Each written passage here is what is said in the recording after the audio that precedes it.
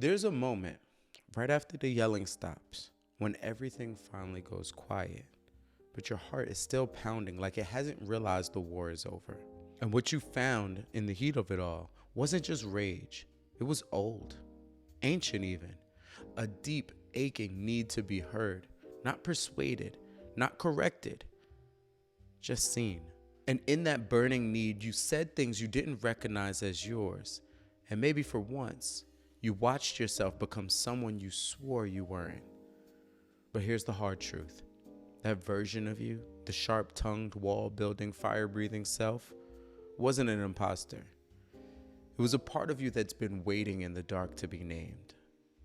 Not to be shamed, not to be softened, but to be honored for how long it's carried what your gentle self couldn't hold. You see, we love to romanticize light, but not everything sacred glows.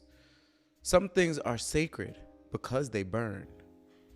And that burn, that anger, that heat that feels like hatred is often just grief with war paint on. You don't need to punish yourself for what's been triggered. You only need to approach it like you'd approach a wounded child. Not with scolding, but with curiosity. Where does it hurt? How long has it hurt? What hasn't been allowed to speak? And maybe this isn't about being right. Maybe this is about becoming real.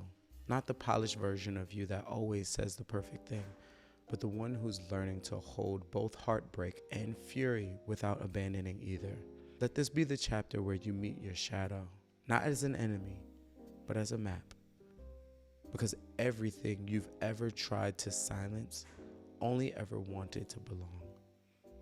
I hope this helps. Love. Peace.